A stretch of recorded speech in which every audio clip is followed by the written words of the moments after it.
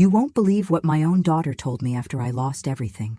After years of sacrifice, raising her on my own, and giving her everything I had, I stood on her front porch with nowhere else to go, only to be told I ruined her aesthetic. That was the moment everything changed. And if she thought I'd go away quietly, she never really knew the woman who raised her. Subscribe if you believe in second chances, and let me know in the comments where you're watching from. I never imagined I'd end up on my daughter's doorstep with a suitcase in one hand and ashes in the other. The smoke still clung to my clothes, stubborn as regret. My home had burned to the ground the night before. Every photo, every memory, every part of my life reduced to soot and silence. And in the wake of that silence, I found myself standing in front of the woman I gave everything to, hoping, praying, needing something I hadn't asked for in decades. Her house was spotless, one of those new builds. Stone facade, tall black door, potted plants arranged just so. It looked like a catalog cover. The porch light bathed her in a golden halo as she opened the door, wearing a white cardigan over a silk blouse, not a hair out of place. She didn't ask why I was there, didn't look at the suitcase or the soot on my coat. She didn't even flinch. She just looked me over like I was a mismatched cushion on her beige couch, and then she said it. "You can't stay here, Mom. You ruin the aesthetic." I don't remember what I said after that. I think I nodded. Maybe I mumbled something. But I do remember the way the door closed. Soft, final, like the punctuation at the end of a long, cruel sentence. That sound stuck with me all night. I ended up at the Oakview Inn off I. $28 a night. Smelled like wet carpet and mildew, but it had a bed and a lamp and a mirror too cracked to reflect me properly. Maybe that was a mercy. I sat on the edge of the bed, staring at the phone in my lap. I wanted to call someone, but I didn't have anyone to call. I raised Emily alone. Her father left when she was 10. Left me with a mortgage, a daughter, and a broken-down Buick that wouldn't start in the rain. I worked days at the diner and nights sewing for a tailor shop just to make rent. I never remarried, never had the time, never wanted to bring another man into my daughter's life unless I was sure he'd stay, and none ever did. Emily got straight A's, went to college on a scholarship. She became a nutritionist, married a plastic surgeon, and moved to Charleston. I watched her climb the ladder of perfection. New car, new house, new friends. I was proud. But with every step she took toward her new life, it felt like she was stepping further away from me. Still, I never imagined she'd lock me out when I had nowhere else to go. At the motel, I cried quietly, so no one in the next room would hear. I'm not a crier. Not even when I lost my job not even when I buried my sister without a single family member beside me. But that night, I cried until my throat ached, because for the first time, I realized something terrible. I had become inconvenient, an eyesore, a stain on the canvas of her carefully curated life. The next morning, I took a long walk. I didn't know where I was going, but my feet led me to an old neighborhood, Oakwood Terrace, where I'd raised Emily in a 2-bedroom clapboard house with a chain-link fence and a backyard full of dandelions. I hadn't been back in years. That's where I saw Velma. She was sitting on her porch, shelling peas into a big metal bowl like she used to when we were younger. She squinted at me, then let out a laugh so loud it made the birds scatter. "Maggie Walker," she said, hopping off her rocker like she hadn't aged a day. "You look like you've seen a ghost." I didn't tell her everything right away. Just enough that I was staying at the Oakview, that I needed some air, that I was figuring things out. Velma's eyes were sharp, and she didn't buy it. "You're not figuring things out, sugar. You're trying not to fall apart." We sat for hours, talked about old times, about our daughters, about the years that had run off like wild horses. And then, like always, Velma cut through my silence with a single sentence. "You still got fight in you, Maggie. You just forgot how to throw a punch." I didn't sleep that night. I lay in that motel bed and thought about everything I'd done for Emily, the years I gave up for her, the way I'd put her first every single day of her life. And now, I wasn't even good enough to sit on her damn couch. At a.m., I got up and opened the little black notebook I kept in my purse, the one where I wrote every penny I'd ever saved, the one with all the numbers I never told anyone about. Stocks, old CDs, sewing money, I added it all up. I had just enough. Not enough for revenge, but enough for something better. 2 weeks later, I found the house. Big white columns, wraparound porch, views of the marsh. It was listed as a Southern belle's dream. Emily had once circled a picture of a similar house in a magazine when she was, and said, One day, I'm going to live there. I bought it in cash. And then I took a picture of it. Fresh white paint, manicured lawn, a red for sale sign in front. I texted it to her with no caption, just the image. It took less than 5 minutes for her to call. Mom? Her voice was tight. Why did you send me a picture of that house? Because I bought it, I said. She was silent. It's yours, I added. Or it could be, but I'm thinking of selling it. Her voice trembled. Why would you do that? Because, sweetheart, I said, as calm as I'd ever been in my life. It fits your aesthetic. I hung up before she could answer, and for the first time in years, I smiled. But what I didn't know then, what I couldn't know, is that this wasn't just about a house. This was the beginning of something much bigger, something that would break us and maybe put us back together, eventually. But first, there were secrets to be unearthed, and I was about to discover that Emily wasn't the only one who'd been hiding things all these years. She didn't call again that night. I half expected her to. Maybe to scream, maybe to cry, maybe to tell me I was being dramatic. But silence settled in like fog around a cemetery, thick, cold, and full of the things people don't say. I stayed another night at the Oakview Inn, though the mattress felt harder now, and the hum of the vending machine outside my door was louder than I remembered. I stared at the ceiling and let the stillness stretch. I wasn't rushing this. For once, I was the one in control. The next morning, I went back to the house, the one I bought. It sat on a hill, proud and wide, with a porch that begged for Sunday morning coffee and gossip. I walked through it room by room. The hardwood floors creaked under my steps like they were remembering their past. The air smelled of lemon polish and something older, deeper, like history waiting to be rewritten. The dining room had a crystal chandelier that caught the morning light and fractured it into tiny rainbows on the walls. I imagined Emily sitting at the head of the table, wine in hand, trying to impress her guests. I wondered if she'd ever see it as more than a photo on her phone. And then, she showed up. I was in the sunroom, sipping cold coffee from a paper cup, when I heard the tires crunch on the gravel driveway. I didn't move, just waited. After a minute or two, I heard the front door open. She'd used the key I sent in the mail 2 days ago, wrapped in a velvet pouch. Mama? Her voice was soft, unsure. I stayed silent. She found me eventually, her heels clicking across the wooden floor like gunshots. She looked like she hadn't slept. Eyes puffy, hair slightly frizzed at the edges, not her usual polished self. You really bought this? She asked, eyes darting around the room like it might vanish if she blinked too hard. I nodded. Why? I leaned back in the wicker chair. Because you said I ruined your aesthetic. I figured I'd find one that suited you better. Her face crumpled for a moment, just a flicker.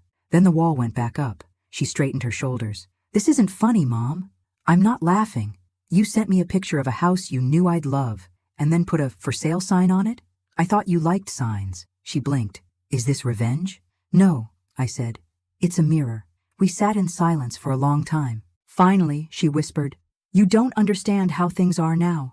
My world, it's curated, structured. Everything has a place, a look, a standard.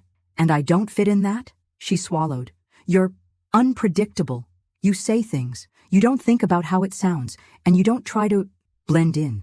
I stared at her. I didn't raise you to blend in. I raised you to stand tall. She looked away. Is that why you've been rewriting things? I asked, voice low. Her head snapped back toward me. What are you talking about? You told people your father left and never looked back. But that's not the truth, is it? Her mouth parted slightly, but no words came. I stood up, walked over to a drawer I'd filled earlier with the contents of a dusty box from my old house. I pulled out an envelope, worn, bent at the corners, and handed it to her. She hesitated, then took it. Her fingers trembled as she unfolded the letter.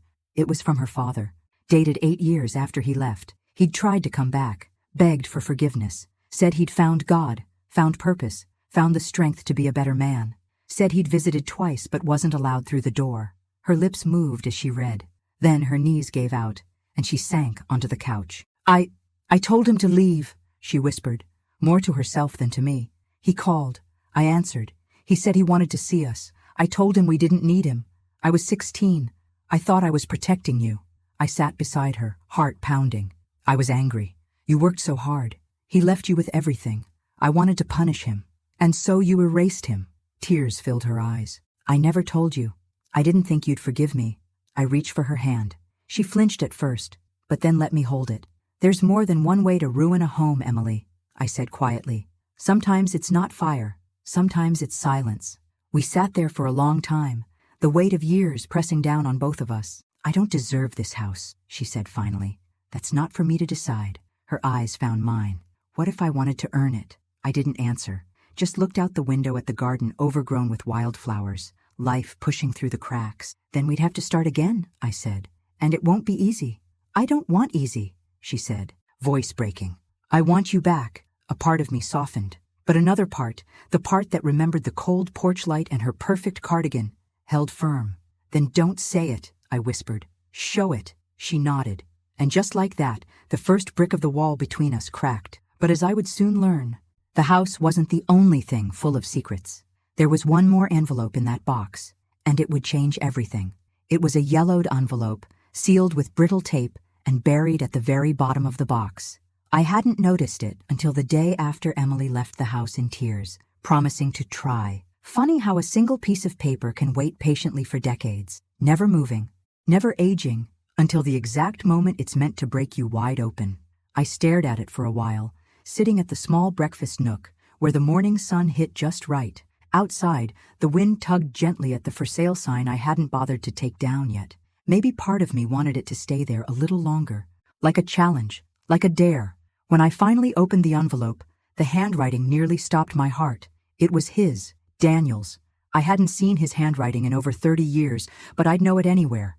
Sharp, slanted, hurried, like he was always halfway out the door, even when he was sitting still. I could hear his voice in the scratch of every letter. The letter was dated just 4 years ago. 4. Not decades.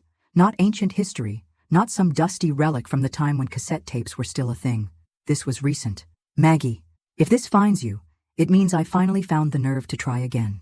I don't have the right to ask you for anything, but I've spent the last 10 years trying to make peace with the man I used to be. I was a coward. I let my fear and my failure eat me alive. But I want you to know, leaving you was the worst mistake of my life. I tried to come back. Twice. Emily wouldn't let me through the door. She said you were better off, that you'd moved on, that I'd only bring pain. I stopped reading. My hands trembled. My eyes blurred. I could still see her, 16, sharp-tongued, brittle with pride. She'd always been protective, even as a child, fiercely loyal to me and furious with the world for making her grow up too soon. But this? She'd kept this from me. For years. I pressed the letter to my chest and rocked slightly in the chair. There was a pain in me I couldn't name. Not betrayal exactly. More like grief given a second life. When I finished the letter, I learned that Daniel had remarried once. Briefly. No children. His wife had died of cancer, and afterward he'd moved to Tennessee, lived simply, worked at a used bookstore, wrote letters he never sent. The last line undid me. If I don't get to see you again in this life, know that I never stopped loving you, and I never stopped hoping for one more chance. I had to find him. I didn't know why. Not exactly. Closure, maybe. Or the need to look him in the eye and decide, once and for all, if there was anything left between us. Velma was the first to notice something had shifted. You've got that old fire in your eyes again, she said, leaning over the fence between her porch and mine, a cigarette dangling from her fingers. You going somewhere? Tennessee, I said, folding laundry on the porch. Maybe for a few days, maybe longer. She raised an eyebrow. That where the bones are buried? I smiled, barely. No, but maybe it's where I left part of myself. 3 days later, I drove west. I hadn't been on a road trip alone in decades. I kept the windows down and the radio low. I passed through towns with names I couldn't pronounce and diners that served coffee so strong it could wake the dead. By the time I got to the address in the letter, a little one-story home with faded blue shutters, it was dusk. There was a for rent sign out front. My stomach dropped. I knocked anyway. A thin woman in her 40s opened the door. She looked confused when I asked for Daniel Walker. He passed away last spring, she said softly. I'm the landlord now. It was like the ground disappeared beneath me. He died? She nodded.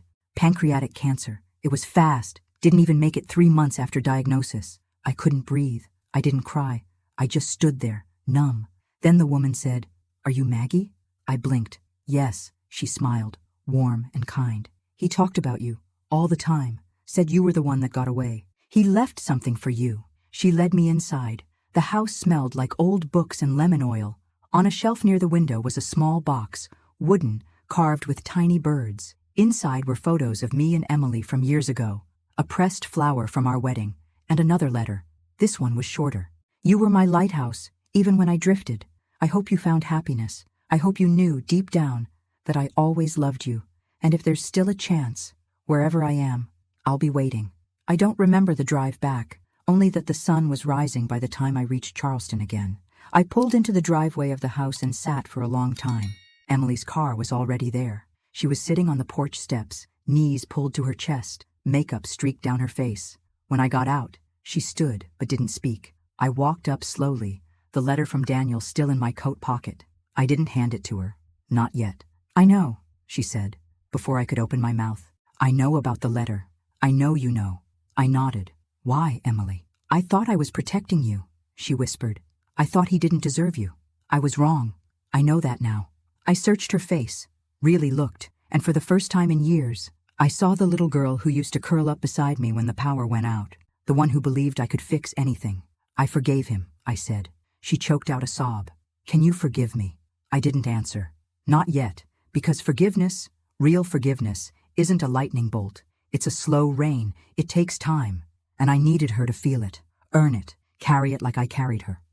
The truth was out now, but the story was far from over, because redemption isn't given, it's built. And I had an idea of how we could start. It started with paint, not expensive wallpaper, not marble countertops, just paint, white, soft yellow, lavender in the bedrooms, warm, welcoming colors. Emily rolled the first coat on the living room wall herself, hair tied up in a knot, sleeves rolled back. Her designer nails were chipped by the end of the first day, and she didn't even notice. She was trying. I could feel it in the way she moved around the house, not as its new owner, but as someone relearning what it meant to belong somewhere. The mansion, once a symbol of perfection and pretense, began to breathe like a living thing. The curtains came down. The gleaming Art Deco chandeliers were swapped for soft Edison bulbs. She even let Velma choose the kitchen tile. Lord help her. We worked side by side. Me, Velma, a few old friends from the neighborhood who hadn't seen Emily since she wore braces. They all came back, not for her name, but for what the house was becoming. Not a home, a haven. We named it Rose Harbor, a transitional residence for older women cast aside by family, abandoned by partners, or simply left behind by the world. Women like me, like Velma, like so many who had nowhere to go when life decided they were no longer useful. It was Emily's idea. I want to fix what I broke, she told me one night, as we painted the porch swing a deep teal. Not just between us. I want to be someone who makes space for women like you, women like us. I didn't say much. I just kept painting. But something in me softened. A knot inside my chest slowly came undone. 3 months later, the house opened its doors. We held a gathering on the front lawn. Nothing fancy. Plastic chairs, lemonade, peach cobbler, a band made up of high school kids from down the street. I wore the same navy dress I'd worn to Emily's graduation. It still fit. Emily stood on the porch and addressed the crowd. My mother built me a life when she had nothing, she said, voice shaking. I turned my back on her when all she asked for was a place to sleep. I was cruel. I was selfish. And she didn't repay me with anger. She repaid me with a gift I didn't deserve. But today, I'm asking for something better than forgiveness. I'm asking for a second chance. The crowd was silent. Then a few people clapped. Then more. Then everyone. I cried quietly in my chair, dabbing at my eyes with a napkin that smelled like barbecue sauce. Later that evening, after everyone had gone, I sat on the porch steps and watched the stars blink into the sky. Emily brought me a glass of iced tea, sat beside me, and leaned her head on my shoulder like she used to when she was little. You were right, she whispered. A house doesn't make a home. I reached into my pocket. I pulled out the deed, folded, worn, signed over to her name months ago. I already gave this to you, I said. But I want you to really understand what that means. She stared at it. You get the house, I said. But Rose Harbor stays. The women stay. The mission stays. She nodded, tears slipping silently down her cheeks. I won't let you down again. I squeezed her hand. Then we'll be fine. A week later, a letter arrived. No return address. Inside was a photograph. Me and Daniel from a summer picnic when Emily was 3. We were smiling at each other like no one else existed. On the back, in that same slanted handwriting, were 6 words. You made it home. I knew. I don't know who sent it. Maybe one of his bookstore co-workers. Maybe God. Maybe just the wind carrying things where they're meant to go. All I know is that the house is never quiet now. There's laughter in the halls, stories being told in rocking chairs on the porch, women dancing in the kitchen at midnight. There are scars here, yes, but also healing, also grace. Emily still gets frustrated sometimes. She hasn't lost that sharpness, but she laughs more now, holds me tighter when she hugs me. And when she introduces me to new residents, she says, I was never a perfect mother, but I was her mother. And in the end, that was enough to build something that mattered, something beautiful, something that didn't just fit an aesthetic, something that saved us both. It had been exactly 6 days since Emily's confession on the porch. 6 days since she said the words I'd waited 30 years to hear. I want you back. But what she didn't know, what no one knew, was that I wasn't ready to be back just yet.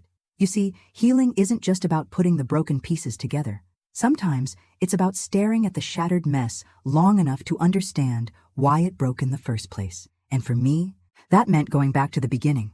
I hadn't visited Oakwood Terrace in nearly a decade, but on that 7th morning, I found myself driving down its cracked streets, past the overgrown lots and rusted mailboxes. That neighborhood raised me as much as I raised Emily, and buried beneath its peeling paint and forgotten porches were answers I didn't know I still needed. The house I'd raised Emily in was still standing. Barely. The paint had long since flaked off. The fence leaned like it was tired of standing. But the tree in the front yard, the one she used to climb every summer, was taller, stronger, blooming with white blossoms that looked like little bursts of hope. I stepped out of the car and just stood there. And that's when I saw her, Mrs. Loretta Mason. She'd lived across the street when I was still packing lunchboxes and patching jeans. She had to be in her 80s now, but she looked just as elegant as ever, sitting on her porch with a wide-brimmed hat and a mug of tea, like time hadn't dared to touch her. "Maggie Walker," she called out. "Is that you?" I laughed through the lump in my throat and walked across the street. We talked for hours, about the old days, about how the neighborhood had changed, about how we had changed. And then, out of nowhere, she said something that froze me in my chair. "I always wondered what really happened between you and Daniel." I stared at her. "What do you mean?" She sipped her tea, slow, deliberate. "I saw him. A few years after he left, he came by the house asking if I knew where you'd moved, said he was trying to find his girls." My heart pounded. "You never told me." She looked down, guilty. "I didn't want to stir up pain, but now that I see you again, I think maybe that was wrong. Maybe you needed to know he tried." That was the second time someone told me he came back, and it finally clicked. Emily didn't just close the door on her father. She buried the truth, all of it, out of pain, out of fear, maybe out of love, twisted and misdirected. But it had left me living in a false version of my own story for decades. I went back to the house, not the old one, my house, the one I bought with the porch swing and the columned front, the one that still had the for sale sign out front, leaning slightly now from the wind. When I stepped through the door, the air felt heavier. I don't know if it was the weight of memory or the truth finally sinking into the walls, but I knew what I had to do next. I went up to the attic. Not many people knew about it, not even Emily. It was tucked behind a narrow door near the back of the upstairs hallway. The space was unfinished, dusty, with beams overhead and the smell of cedar and thyme. And that's where I found the box. I hadn't opened it since the week after the fire, the one that burned down my old rental and forced me to Emily's porch in the first place. It had survived the blaze because it was in the trunk of my car, along with a few saved items I never unpacked. I'd stashed it here when I moved the rest of my things in quietly. Inside, photos, letters, receipts, and a folded piece of notebook paper, torn at the edges. It was Emily's handwriting. "Mom, if you're reading this, I guess I couldn't say it to your face. You loved me so hard that I didn't know how to love you back. Every success I had felt like a debt I owed you. Every mistake you made felt like a wound I couldn't stop picking at. I didn't understand what you gave up for me until it was too late." My knees gave out. I sat on the attic floor, the box beside me, and wept, because for the first time I saw her not as the woman who slammed a door in my face, but as the girl I raised, the girl who had been carrying just as much pain as I had. Only hers had turned into walls, and mine had turned into distance. That night, I didn't call her. I did something else. I took down the for sale sign. The next morning, I went to a lawyer. I signed the deed over to Emily's name, but not just as a house, as a responsibility. It came with one condition. The home must be turned into a non-profit residence for women over who've been displaced, rejected, or left with nowhere to go. It wasn't a trap. It was a lifeline. I sent the papers to Emily with a note that read, "Your aesthetic doesn't define your worth, but but maybe now it can help rebuild someone else's. The following day, I heard a knock on the door. Emily was standing there. No makeup, no pretense, just tears in her eyes and a folder in her hand. She handed me the papers, signed. "I want to help them," she said. "I want to start with you." And just like that, the door that had once slammed shut opened again. But this time, it opened for so many more. There's a moment, right before dawn, when the sky turns that deep velvet blue and everything feels suspended. Not quite night, not quite morning, just stillness, like the whole world is holding its breath. That's when I stood on the front porch of Rose Harbor, coffee in hand, watching the fog roll in from the marsh. The house was quiet, peaceful, for now. Inside, 2 women were asleep in rooms we'd prepared just the day before. Sandra, who'd been kicked out of her son's home after she broke her hip and became too much work, and Denise, a former teacher who'd lived in her car for nearly a year after her husband drained their retirement and vanished. They weren't statistics to me. They were me, and they were the first. Emily had taken the papers and run with them. She hired a nonprofit consultant, reached out to city leaders, met with social workers. She even set up a small fund to cover initial living expenses. Every decision, every plan, she brought to me first. "Does this feel right, Mama?" she'd ask. I never thought I'd hear her say that again. In between meetings, she helped clean rooms, paint furniture, even drove the old church van across town to pick up donations. And each day she'd ask me questions, real questions. Not the polite, hollow kind that come with small talk, but the kind that meant something. "What did you dream about before you had me? Did you ever want to just run away?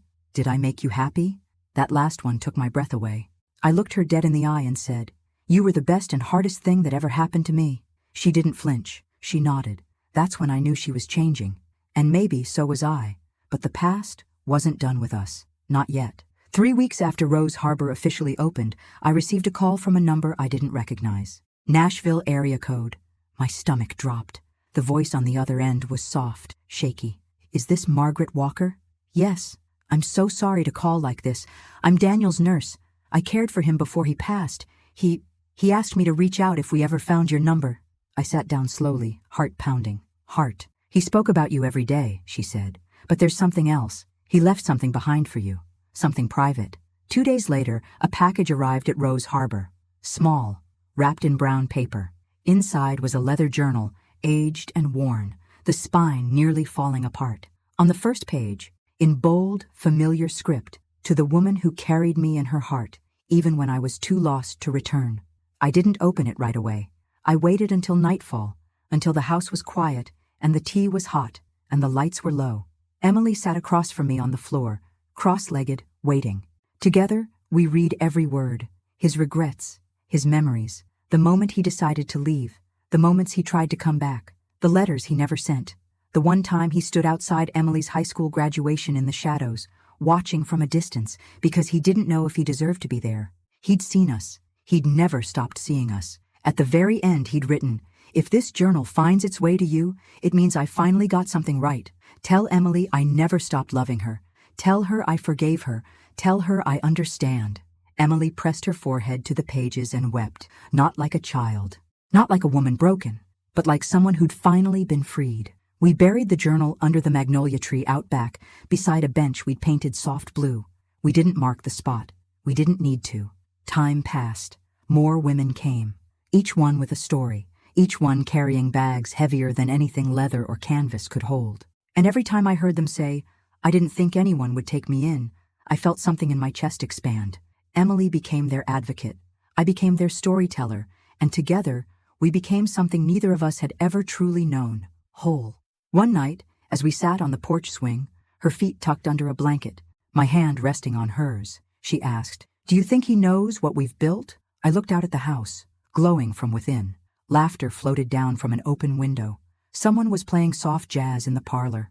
"I think he does," I said, and I meant it, because sometimes redemption isn't loud. It doesn't arrive in a parade or thunderclap.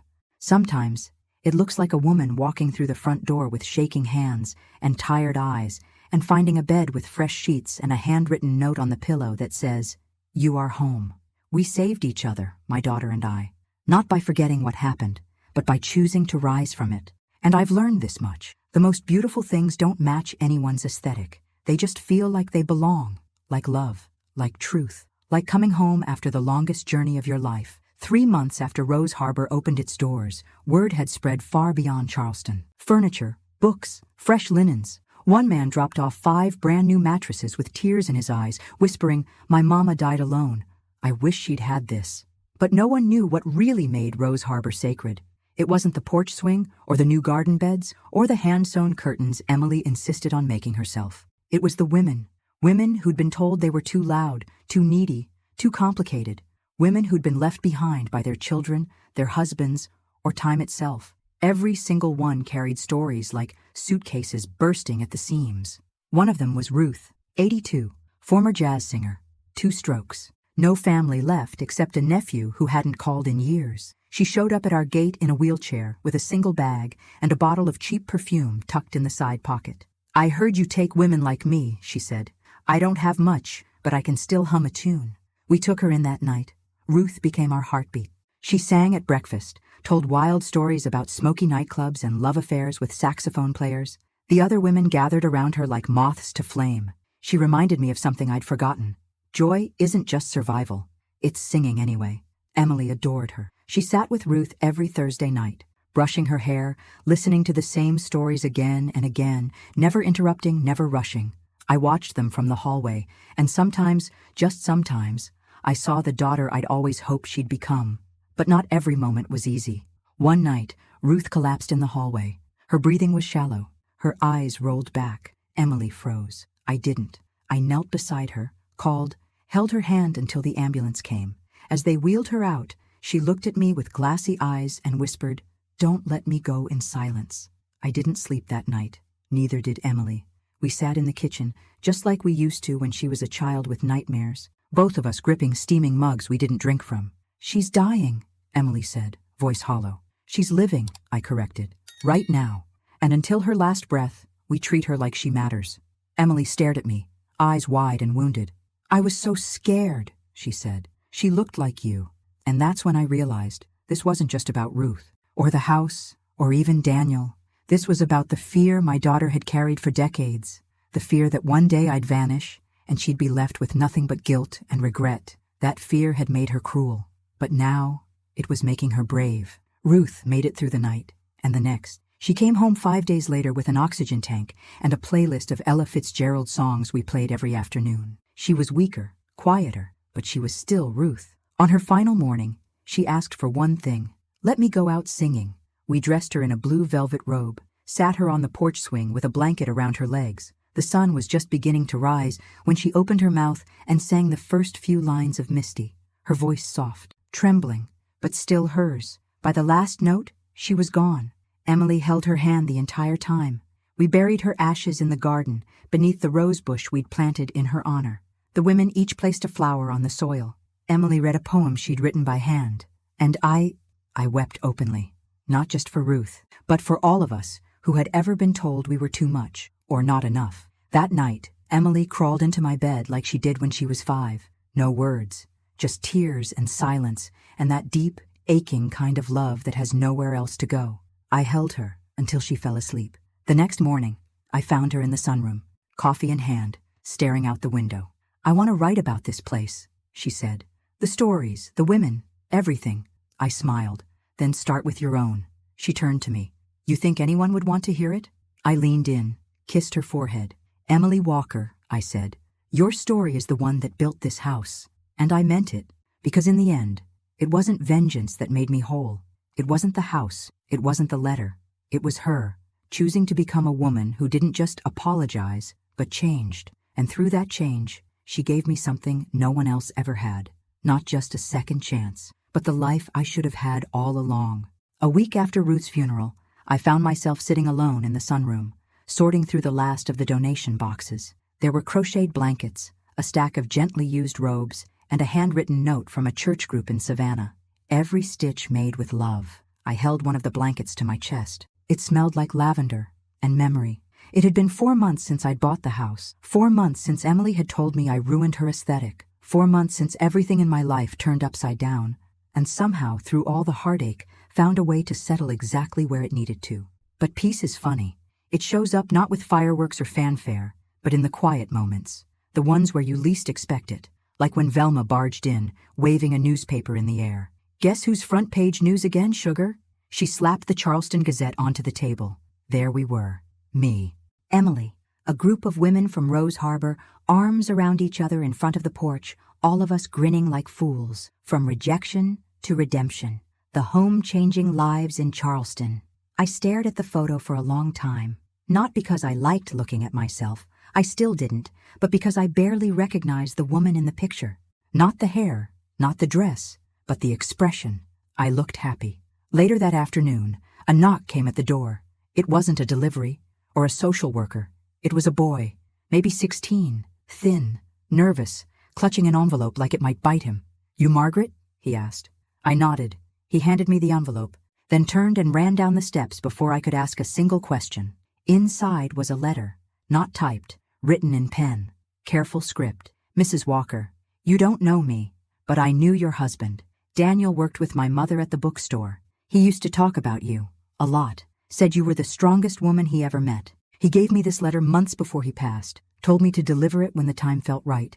I didn't understand what he meant until I saw the news article about Rose Harbor. Now I know. I hope this gives you peace." I sat down slowly. My fingers trembled as I unfolded the paper. Daniel's handwriting was messier this time. Weaker, but it was his. "Maggie, if you're reading this, it means someone braver than me brought it to you. I wish I could have sat beside you, held your hand and said these words out loud.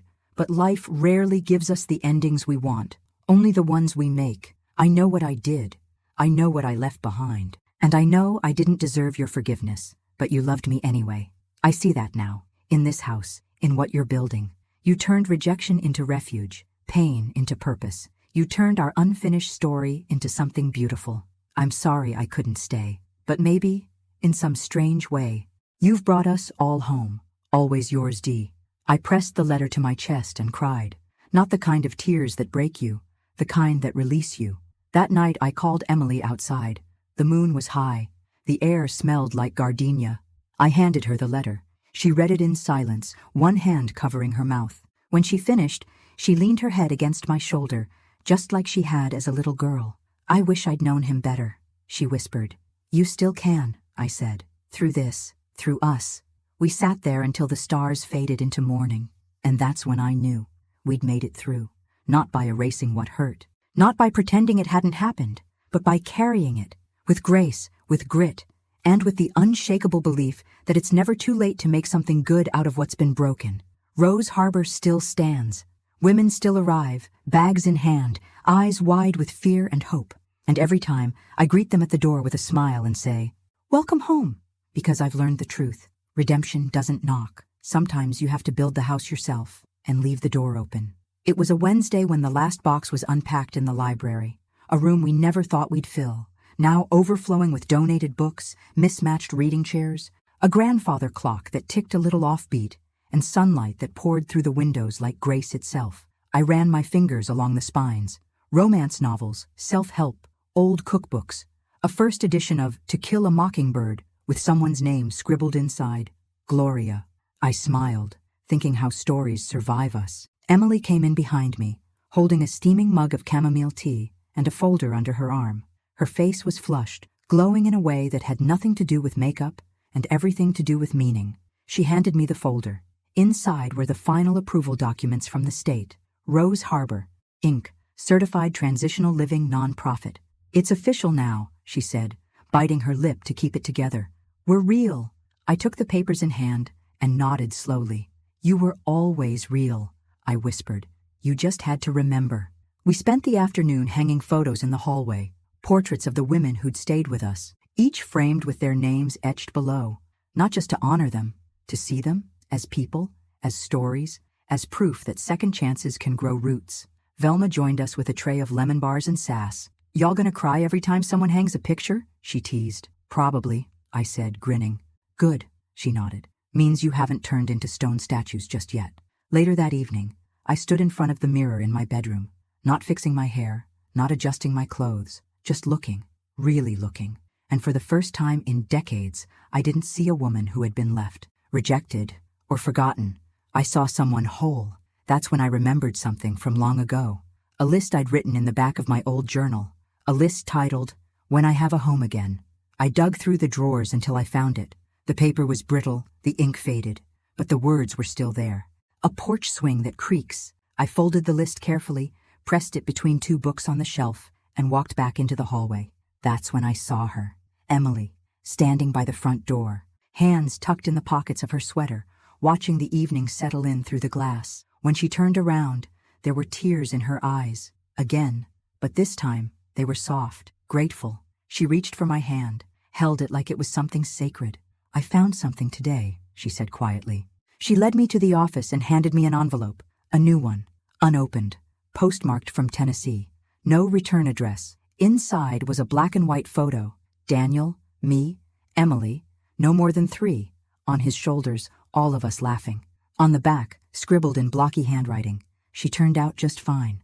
No signature. No explanation. Just one final whisper from the universe. And I smiled. Not because it made sense, but because it didn't have to. Life never wraps up in neat little bows. It twists, it unravels, it bends in ways we never see coming. But if we're lucky, if we're brave, it gives us chances to heal what we thought was lost forever. That night, we lit candles in the window, not for the dead, but for the living, for every woman still on the road, still searching, still hoping. The porch was full of voices, laughter, hands holding hands under warm throws. Someone played guitar softly. The scent of cornbread and cinnamon drifted through the air. And I thought, this is the ending I never knew I wanted, but it's the one I earned. Not through perfection, through resilience, through truth, through love that refused to give up, even when it was told it didn't belong. Emily looked at me and said, "Mama, you built this." I shook my head. "We built this, and that's how you reclaim your story. Not by erasing the pain, but by filling the silence it left behind with voices that say, you still matter. You are not alone. You are home." The fall air was crisp the morning I found the letter tucked beneath my porch pillow. I almost missed it. I had come out early before sunrise, wrapped in my old flannel robe, ready to sip coffee and listen to the creak of the porch swing like I did every morning now. But when I leaned back, I felt something crinkle underneath me. A plain envelope. No stamp, no name. Just one word on the front. Margaret. I stared at it for a long time. Emily was inside, still asleep. The house was quiet except for the distant hum of birds waking up and the occasional whistle of a car passing down the hill. The rest of the women were asleep too. A calm had settled over Rose Harbor, one of those rare golden mornings where everything feels suspended in grace. I opened the envelope with steady hands. Inside was a single sheet of paper, typed, formal, and then I saw the header, the law office of Franklin and Maynard. At first my heart sank. I thought maybe there was unfinished business from Daniel, or worse, some dispute over the house, the nonprofit, a tangle of legal red tape I hadn't seen coming. But no, it wasn't bad news. It was a gift. The letter explained that Daniel's small estate, mostly made up of a pension, a few royalties from a book project, and a modest life insurance policy, had named me the primary beneficiary. There was more. He had designated a percent, to be transferred directly to Rose Harbor under a special clause, for the continuation of the love that was never lost, only misplaced. I pressed my hand to my mouth and wept right there on the porch swing. The letter clutched to my chest. He hadn't forgotten. He'd prepared. In his own quiet way, Daniel had come home too. Later that day, I told Emily. She didn't say a word, just wrapped her arms around me so tightly I thought my ribs would crack. She whispered, "He never stopped trying to fix it, did he?" "No," I said. "And neither did you." With the inheritance, we expanded Rose Harbor, added 2 more bedrooms, a new communal kitchen, a small writing room overlooking the marsh, Emily's idea. We called it Daniel's room, not because of guilt, because of hope. Word traveled fast. Within weeks, we had interviews lined up. More funding. Even a woman from the New York Times called. Emily handled it all with grace. I watched her on the phone, clipboard in one hand, glasses perched on her nose. My daughter. No longer a woman trapped in pride and perfection. Now she led with purpose. One night, we hosted a candlelight dinner. All the women, staff, friends from town, even Velma put on lipstick. As we sat around the table, passing bowls of mashed potatoes and cornbread, someone asked, "What do you call this place, really? A shelter? A home?" I smiled and looked at Emily, and she answered, "This," she said, "is a beginning." Everyone went quiet, because it was true. Rose Harbor wasn't just a house. It was the start of 100 second chances. Mine, Emily's, Ruth's, Daniel's, and maybe yours too. So if you're reading this, or listening, or sitting in your own silence, wondering if anyone would ever open the door for you again, I want you to know something. You don't need to be perfect. You don't need to be polished. You don't need to match the aesthetic. You just need to keep going, because somewhere out there, a door is waiting to open, and someone is standing on the other side, whispering the words that saved my life. Welcome home. Thanks for listening. Don't forget to subscribe and feel free to share your story in the comments. Your voice matters.